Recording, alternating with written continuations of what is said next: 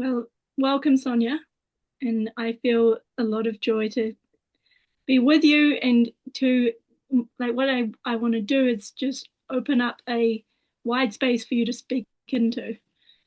And my my impulse to make a recording with you and to talk is really about like your some of the research that I've been hearing a little bit about around your journey with your yourself and your health and your womb, and particularly like this thing that you're finding about like taking learning to take care of yourself and what happens when like how sort of self neglect shows up in your world.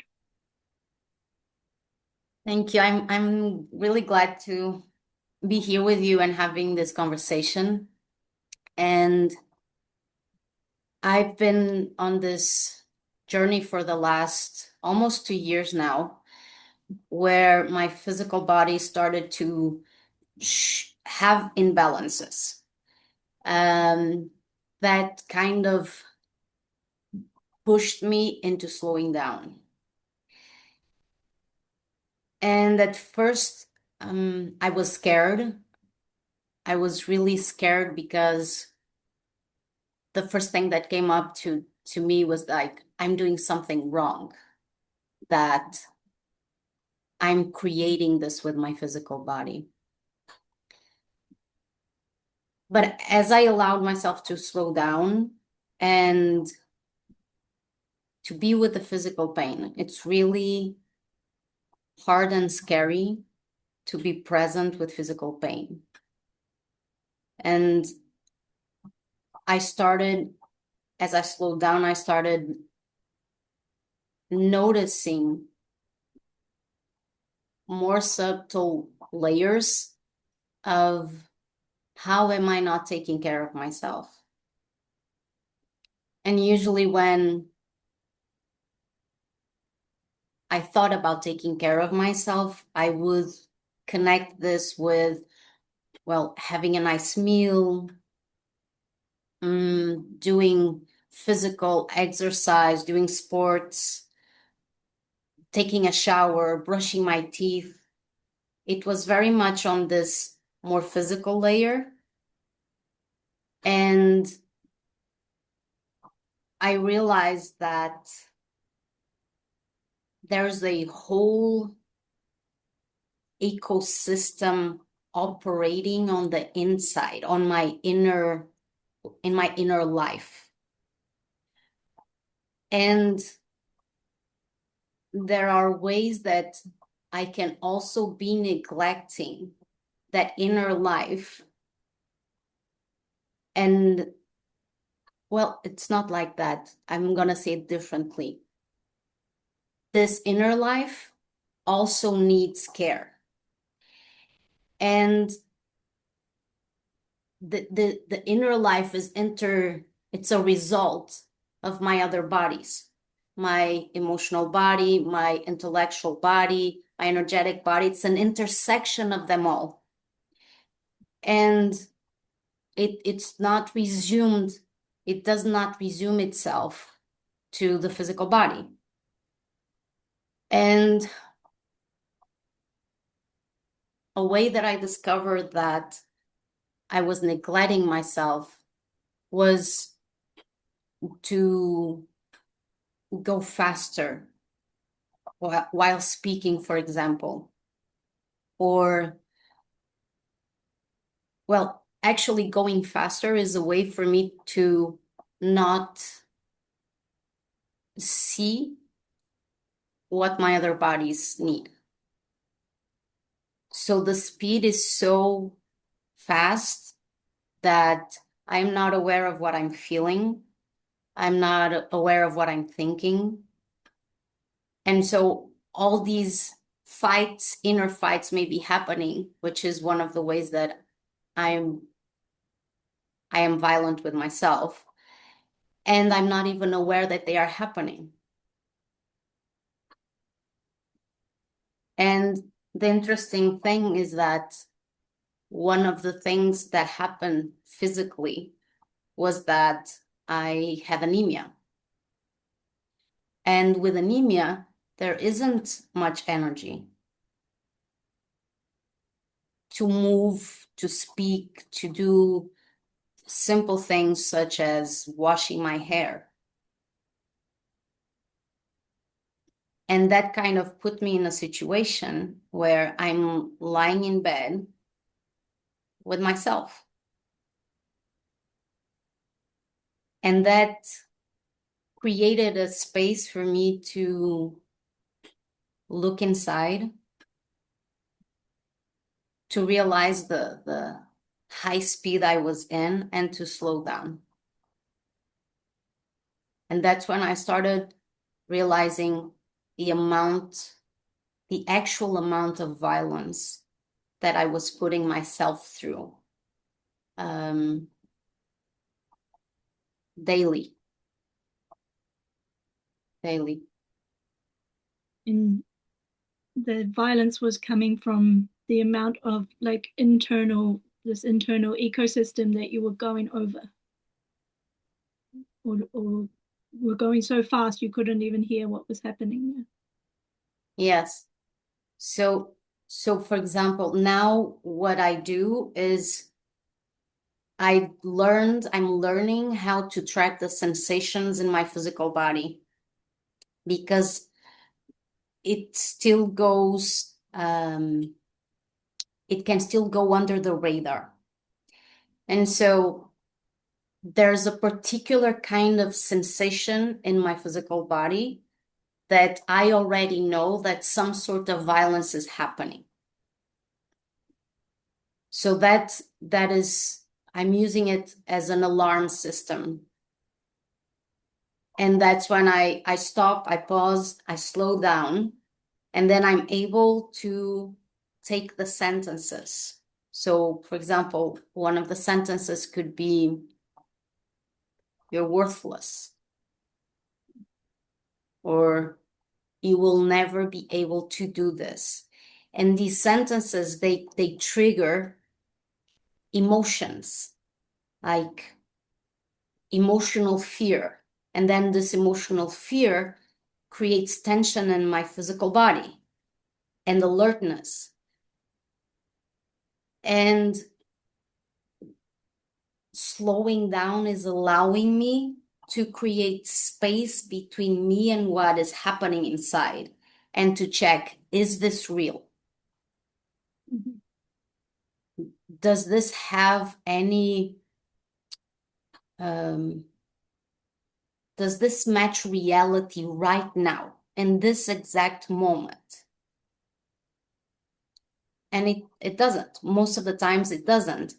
And then I'm able to breathe, to stay with that, and to create enough space so that I don't stay identified with the violence, and to stop it.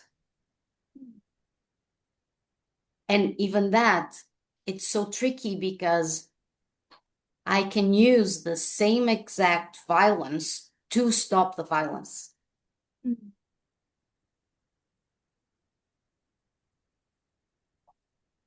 And I feel really sad because I realized that the person that harms me the most is me, with my mind, with the thoughts, with the this need of understanding and being perfect. And so I'm still discovering how it goes, like how to slow down enough so that I'm present with myself. And there's a practice that I discovered while reading a book about somatics, where the practice goes something like this. You hold your hand. Would you try this with me right now? Yes. So you hold your hand like this. Mm-hmm. Your hand's job right now is to be closed in a fist. That's how it is. There's nothing else to do. And then you notice the sensations in your physical body of knowing that this is the job, I am doing this, there's nothing else to do. Like I see. noticing in my Yeah, in go. part of my body. Well, I noticed that my tension is here, like it's tense here, but my rest of my body's kind of relaxed. Like Mm-hmm. there's nothing for it to do. It's just sort of here. And you can even choose how you are holding your fist. You can relax the tension a little bit or whatever. It just needs to stay closed. And then you have your other hand. And with this other hand, you will try to open this one. And so you you you keep on noticing what happens inside of you, and you try to open. This hand's job is still to stay closed. And you start trying to open it, and you may start feeling something.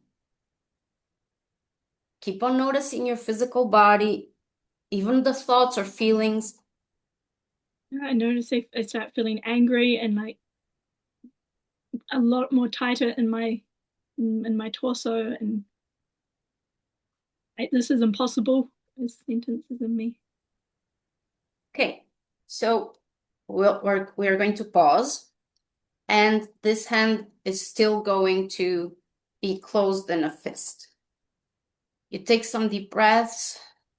You connect with your physical body.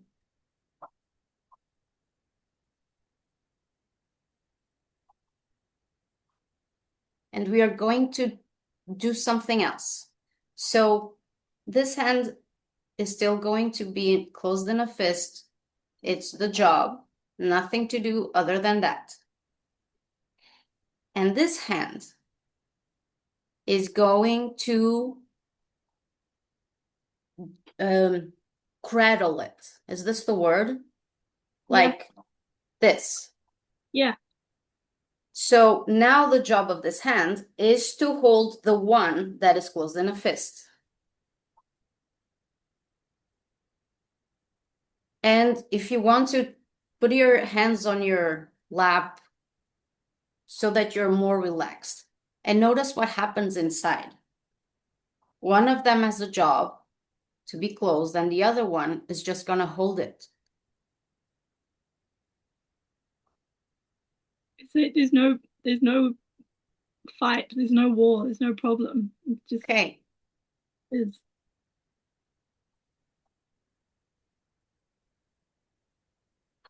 And if we go a bit further, instead of just creating a space for this hand to rest, you are going to put your hand in a way that is going to support this other hand. So this hand's job has the role to hold space for this one to do its job. What are you feeling? I feel glad because it's like my hand that's in a fist is it relaxes a little as well because there's another my other hand is supporting it and it's only going to help it do its job.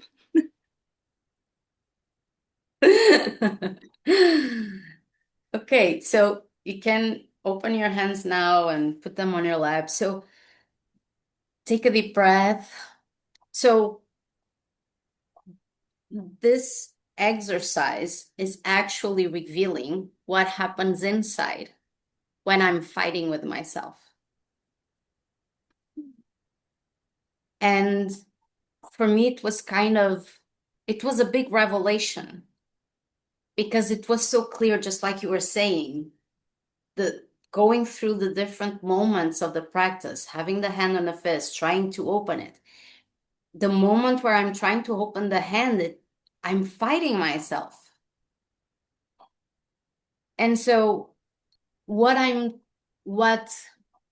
being sick is teaching me is how to stop fighting myself. It's how to hold space.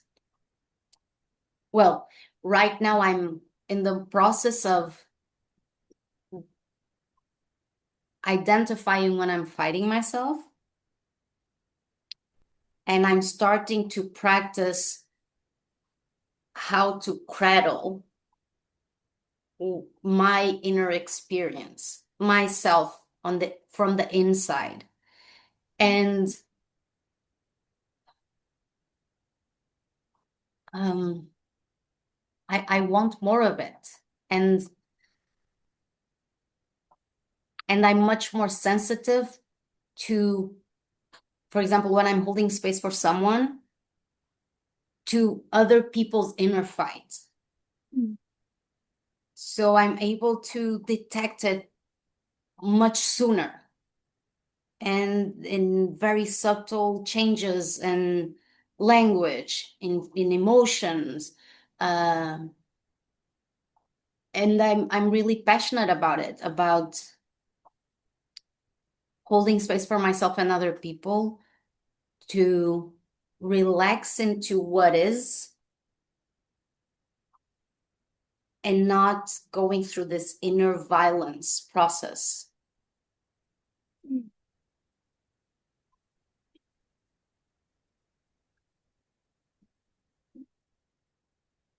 What have you, what, I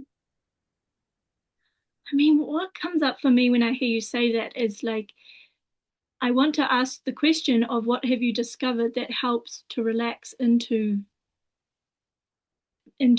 what is without fighting it. So this first, this practice, this experiment of the hands gave me already a map, a very clear map of what I create inside. And so it's like, it's so visual and so experiential. Like, this is the job, try to open it. And the map that happens inside when I'm trying to open the hand is exactly the same map that is happening when I'm fighting myself without any visual clues. Because here I can see it with my eyes, what I'm doing, and I'm declaring it. But on the inside, there isn't really like, oh, I am doing this is starting right now, and this is how it goes. So it's kind of learning how to inner navigate that. And so this map helped me with that. And before, I was already doing practices that kind of fit with this, which is usually the fight starts for me because I'm trying to run away from what is happening inside. So let's say that I start feeling something or thinking, or there's a physical sensation. The inner movement that I do is to distance myself from it. So I am abandoning myself. When I'm distancing myself, the sensation becomes stronger. And then anger comes up. And I want to fight it. I want to make it stop. So it's like a parent saying to a child, stop crying immediately. Do not do that. Sit down. Stay quiet. Don't speak. Eat everything in your plate. So this is the kind of energy that happens. And so I'm actually feeding the tension that was happening before. So what happens is the pain that I'm creating is bigger than whatever experience was there before that I was running away from.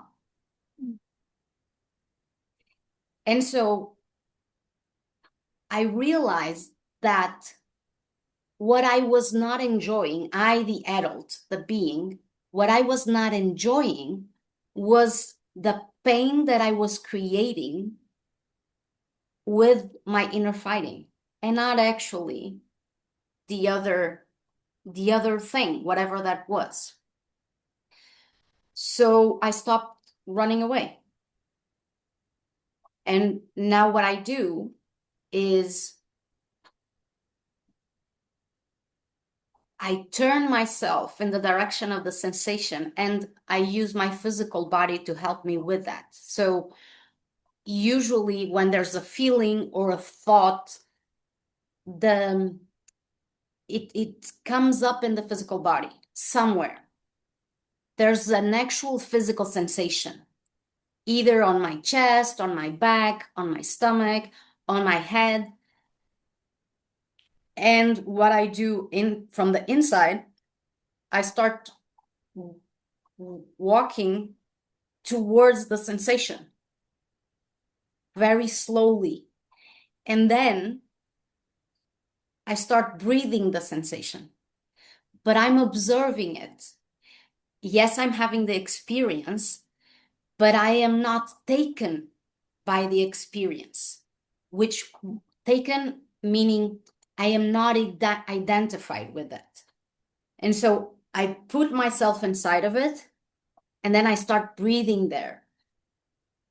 And as I start breathing, I allow the sensation to be as it is, which was what I was avoiding before. I was just running away from it, and I was creating this huge knot of tension and pain with all the anger and fear that I was using.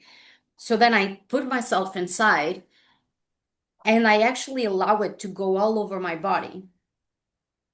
Mm.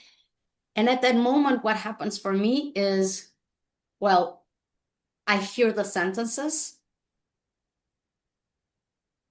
I start feeling feelings or emotions, and I do not analyze at all, because that's one of my mechanisms of fighting. So I'm just feeling and allowing it to be as an observer. And then, for example, some of the things that I practice at that moment is saying the sentences out loud very slowly. So, as I told you before, I'm paying a lot of attention with speeding up. And it happens also with my speaking. So if I'm speaking with someone and I start speeding up, there's already a part of me, of my energetics, that it's not here. And I am speaking from a place that it's not rooted in the soil and in my physical body. Mm. So for example, and that would mean that I'm either speaking from my mind or from some place outside of my physical body that is not aligned with my other bodies. And if I say it very slowly, the speaking helps me to align my bodies. Even, yeah. Yeah. And the things you say, are they like these kind of voices? Yes. Mm. So it's like, it's a bit similar to the shooting voices process, but I discovered that. So just to give some context, there's this practice of shooting voices where I say the voices out loud, and then I use an energetic voice blaster to blast the voice. But I was doing that with the speed. So I wasn't actually shooting the voices because they were not coming from my five bodies. I was not speaking from my five bodies. Mm. And then now what I do is I declare an energetic rectangle right in front of me. And I start speaking the voice to that rectangle. So it's like a container for the voice. And I see the voice showing up like this.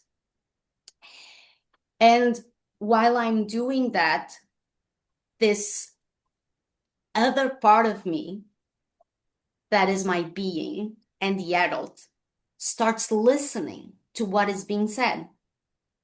Mm. And at some point, either the sentence starts unfolding to something else, like another layer comes up, or my being, my adult, is able to get more space and says, no, this is not true. I don't want to do this. Mm. With very clear anger. And it's much slower. So it's very different from, it's like I'm allowing myself to listen to myself. And then I'm setting a boundary, but the boundary is emerging. I am not saying the boundary from my mind connected to what I think it is, my anger. Mm. And for that, I really need to slow down. Otherwise, it does not work for me. So I have this process that I do, feeling, and usually I discover something like a doorway for an emotional healing process, um, or something gets cleared up. Like doing this voice, this sentence speaking into the rectangle, I realized many of these voices are not really mine. And usually when it comes up as you, it's not mine. And while I'm doing this, while I'm doing the rectangle process, the voice starts sounding like the person that once told me this. Mm. And I start getting a picture of the person. And then I'm playing, I'm like, I declare the person, for example, and I say, I don't want to do this anymore. It's over. But again, it comes naturally. It's like an unfolding from the inside that says, this is what I want to do now. And it's very clear. And so I declare the person and I say it, and then I send her away. And I'm actually having a lot of fun with it, discovering this. And I'm so glad because I'm realizing as I speak with you, I have shared this with some people here and there, but I have never shared it this clearly. Like with it starts here, then there's this, then there's this, then and I'm really glad to have a space, which is you right now, that I'm speaking into and sharing this with more people. Maybe this resonates with someone else, but I'm so thankful. Thank you so much. Thank you. Thank you, Sonia. It's so rich for me. And as you're sharing it, I get this image of what you mean by your inner ecology. I mean, you're really working with your inner nature, like how life grows in you and following that map. And I feel so glad about that because it's like you make space. I hear how you're making space for all of your ecology, like your oceans and your forests and your dark, scary thunderstorms, and it all has a part in you. And I want to add something else to that, which is in the process of learning how to feel and reconnecting with feelings, people may not realize that they are in a speed that does not allow them to experience their feelings with their five bodies. And then the experience is not the experience is not attaching itself to the inner structure of the person. Mm. So when in my daily life, I am doing things, I'm washing the dishes, I am writing a text, an article, I am holding space for someone. All these experiences, they bring something to the being, to the person. It creates mass in the inner structure. Every moment in daily life is a way to build inner structure, to grow, to mature, to become adults. And it has information. So it's like daily experience is a way to receive information from reality and grow more awareness, more muscle to hold more consciousness. And if the person is doing all these things, is moving through life, including feeling, with a speed that does not allow experience to land, then they're not really feeling, even if it looks like they are feeling. They're not extracting the juice from the orange. And so it's like they have this huge orange filled with juice. And it gets squeezed and you take 3 drops of juice. Mm. And the invitation is slow down when you are learning how to feel. Even if you're already experienced, slow down as much as possible so that the juice that is in the orange is completely extracted. And then you can even use the pulp. You can take the pulp, put the pulp with the juice, and you can use the rest of the orange peels to, I don't know, bake a cake. So use the entire orange. And so it's really, I've discovered this with me and also holding space for other people, is that they slow down enough to allow the feeling to be there, to be with the feeling goes into the entire body. Mm. And then the joy helps to integrate the experience. And you're not the same person. Then something shifted. So this is really important, that like slow down so that you have access to the entire information, or to all that it is there for you. I think this is such a great image of the orange because I think, and I can see it in myself, like when learning to feel, and I'd get just a few drops, and then I'd think something like if I slowed down, the few drops would just disappear. And what you're Mm. really saying is slowing down allows the whole orange to be juiced and all the bits around that as well. And it's like a line. Imagine you have this line, and you go through experience walking through this line, but the line is not straight. It's like an accordion. Is it an accordion? Do you know that thing, that musical instrument that does like this and stretches? Yeah, that So the line has these bubbles inside. This it's like pockets of information. And if you go fast, you go straight through the line, and you don't get access to the pockets. But if you slow down, you notice that there's a glitch in the line. And when you allow yourself to stay on top of the glitch, it opens up and the line starts stretching, and all the things that were in this pocket, they now become available, and you start walking through the pocket.